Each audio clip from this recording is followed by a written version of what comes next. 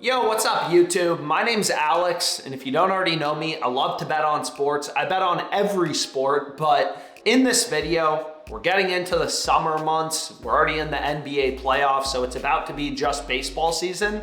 I wanted to do a video covering MLB betting strategies that work and make money long term. Like last year, I made about $70,000 betting on baseball, a lot of money, and I wanted to run through the different strategies, edges that I take advantage of on sportsbooks to get these results. That's the point of this video.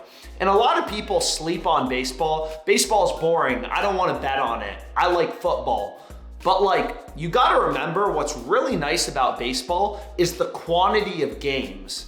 In the MLB regular season, every team is playing 162 games, right? In the NFL, it's only 17 games. So it's a big difference. Like on a Tuesday during NFL season, there's not much to bet. There's no games. Maybe you can place some early bets for Thursday night football, but there's not much going on. Whereas in the MLB, usually there's 10 plus games a night. More games means more surface area for the sports books to cover, means more profitable betting opportunities. Like you can even think about it. Let's say you just have a small edge, 1%. You have a 1% edge or ROI on your bets. In the NFL, over the course of a regular season, each team plays 17 games, 1%, let's say you bet only on one team. So let's say 1% over the course of the regular season, you're gonna have a 17% ROI, right? Whereas in baseball, there's 162 games. Even if you have a 1% ROI, over the course of the regular season, that's 162%. So if you're betting, let's say $1,000 a day on baseball, right? And your bets have a 1% edge, over the course of the regular season, you're gonna make over $1,600. You're gonna get a really good, ROI over the course of the regular season just because of the quantity of games. But anyways, what I wanted to mention first that's imperative, and this applies to betting on any sport. This isn't specific to baseball, but you wanna be using multiple sports books. So for example, if you look at my sports betting results in 2024, I made over $200,000 last year that's spread across a variety of books, but you gotta be using multiple books because in the US, right, all of these sports books set their own odds. So basically, all these books set their own prices, their own lines. We never know which sports book is gonna be offering the best value, bets with an edge on a given day. Like sometimes FanDuel has a lot of value. Other days, the value's on DraftKings. We never know. So first things first, you gotta be using multiple sports books. This applies to any sport. But basically in the US, hundreds of sports books have launched and are legal. They all set their own unique odds. So we don't know which book is gonna have the best value on a given day. That's why you need to be using multiple books. So as an example, let's say I wanna bet on the Rockies. The Rockies kind of suck, but for this example, you can see Novig is offering the best odds on the Rockies. This is a new book. It's available in basically every state. They have the Rockies at plus 215. So you're betting 100 to profit 215. For the exact same bet on Better, it's only plus 179. You're betting 100 to profit 179. That's way worse. This may not seem like a big deal, but line shopping, making sure you're getting the best possible price, the best odds on every bet you lock in, it's critical, right? So for example, I just made this little graphic as an example.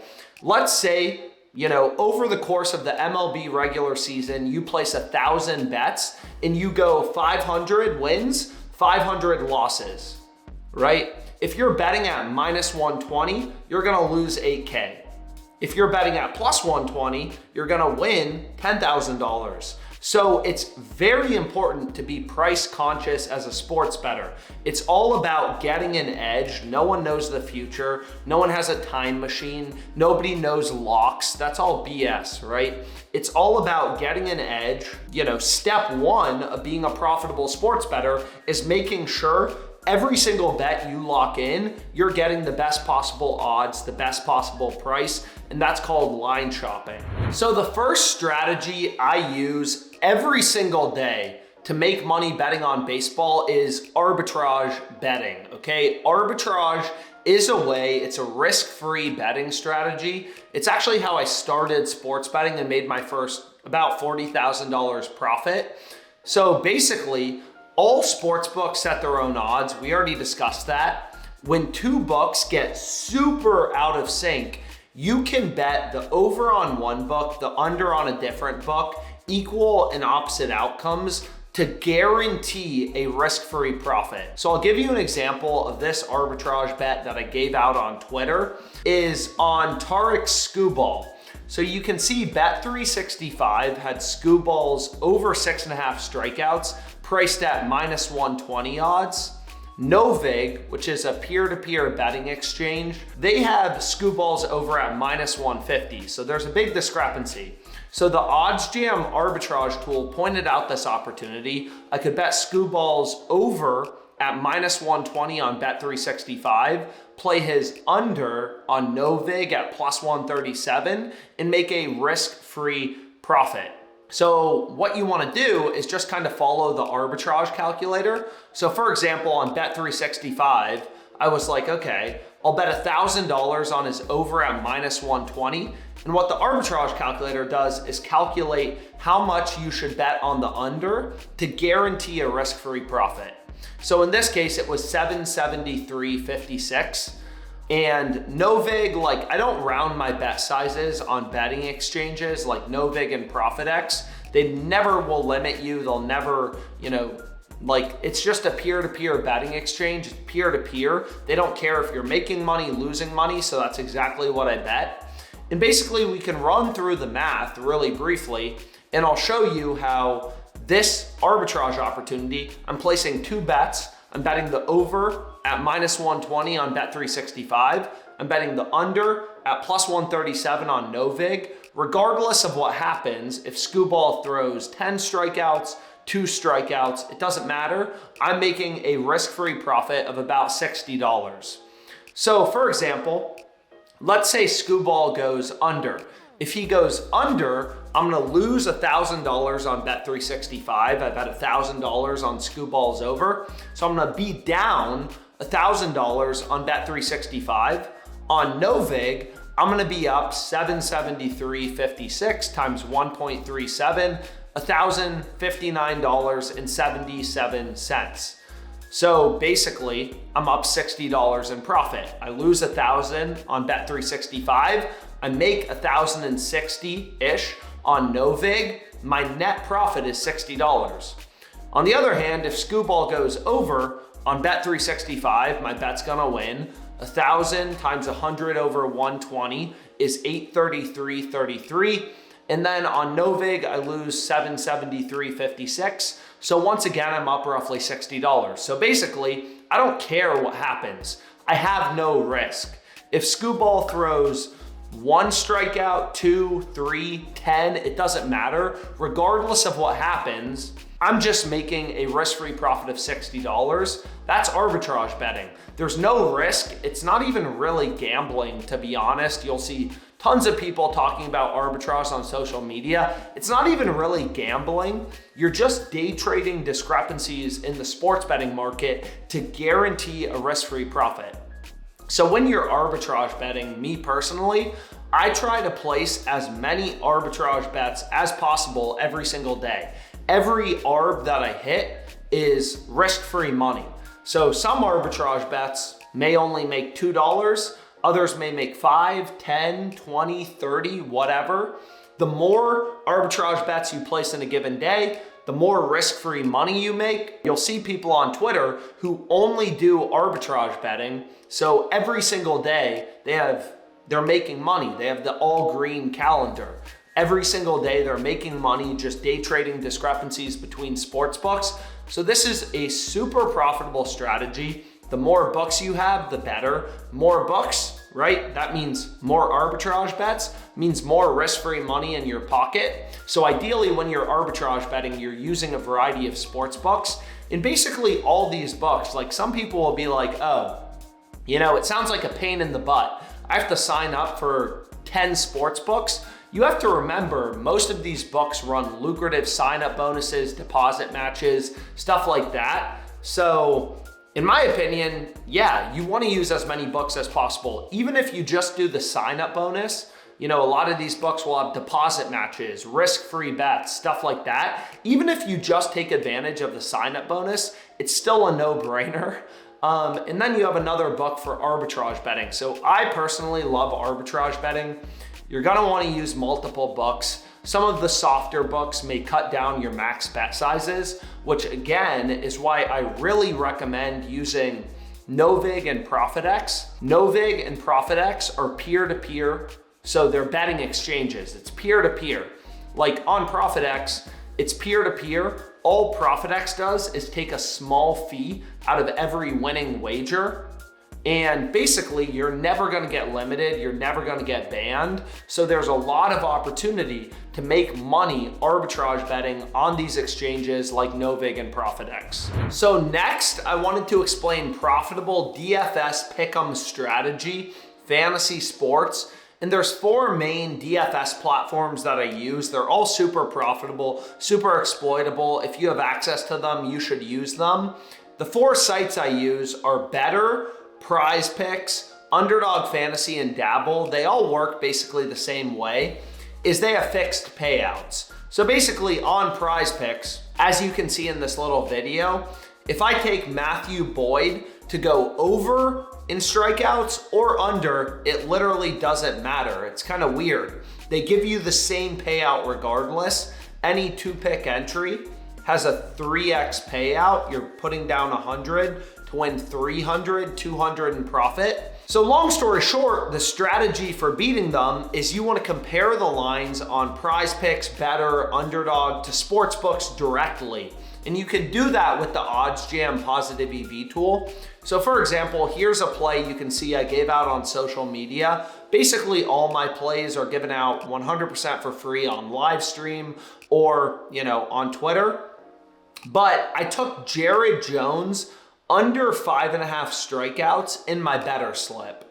So on Better, right, they're gonna give me the same payout, the same exact payout if I take Jones to go over or under. If you look at every single sports book, all of these books had Jones's under heavily favored. Every single book had Jared Jones as a heavy favorite to go under 5.5 strikeouts. So I'm using these sports books, even if you don't have access to FanDuel, Circa, whatever, they're data points, they're sources of information. Every single book had Jared Jones, his under 5.5 Ks heavily favored. So that's the play I want to be on Better. You can see Prize Picks, another fantasy sports site, another data point. They had Jones's line lower at 5. So it is important, even for these fantasy sites, to use multiple books because they don't always have the same exact line. So on Better, which is a Prize Picks competitor, I took Jones under 5.5 strikeouts. All the books had his under heavily favored. In Prize Picks, another DFS platform, had his line lower at 5, right? That makes me feel good about getting under 5.5 strikeouts on Better, knowing that Prize Picks and these other DFS sites like Dabble and Underdog had his line lower at 5 strikeouts. So basically, even if you don't use traditional sports books like FanDuel, Caesars, all those books, they're data points. All these books had Jones's under heavily favored. So that's the sharp, profitable pick we want to be on Better. So next, I wanted to discuss positive correlation. This is a strategy that mainly applies to these fixed payout DFS sites like Prize Picks, Underdog, Dabble, and Better. Basically, because these sites have fixed payouts, you can pair together positively correlated picks in the same game, picks that pair well together, and your payout doesn't change. So let me just give you a simple example. I think the easiest way to explain correlation is through an example. Here's a slip I locked in on Better. The Padres were playing the Nationals. So I found a bunch of picks with value in this game. Better was messing up a ton of their lines. So I was able to get Dylan Cease over 6.5 strikeouts and pair a bunch of Nationals players to go under in singles. And that kind of makes sense, right? Like if Dylan Cease throws a great game, if he pitches a great game and goes over in strikeouts, Nationals players are more likely to go under in hits, runs, RBIs, singles, doubles, all the different hitter stat types, batter props. So these picks are positively correlated. They pair well together. If Dylan Cease goes over, Nats players are more likely to go under. These picks are positively correlated. The same thing kind of applies when you're pairing together hitters on the same team. So here's another better slip I locked in. 250 to win 5,000. So this was a pretty juicy one. Is I paired together Crawford over 1.5 hits and Cal Raleigh over 1.5 hits. These players are on the same team. So basically, if Crawford goes over, if the Mariners have a great game, right? Players on the Mariners are more likely to get more at-bats. More at-bats means more opportunities to get hits. So pairing together players on the same team to go over in hits or runs or RBIs or fantasy score, those plays are positively correlated. The only thing you have to be careful of is payout shifts. Some of these books like Prize Picks and Underdog, if you try to correlate too much, they'll add in payout shifts, but still, correlation is a super lucrative, super profitable strategy for making money on the MLB. On Better, this contributed to a ton of my profit. I made over 60K on Better last year, and I'd say like 40, maybe even 70% of that, something like that, maybe half of it, I don't really know, was from taking advantage of correlation, picks that pair well together in the same game. So these are the main strategies: DFS, arbitrage, correlation. Those are the main strategies I personally use to make money betting on baseball, betting on the MLB. If you have any questions, comment them below. You know, obviously really appreciate you watching this video. Please like, subscribe to the channel. Let me know other video ideas too. I love making sports betting content. I love helping people make money sports betting. So if you have any ideas for other videos, comment them below. I'm happy to do them. And thanks so much for your time.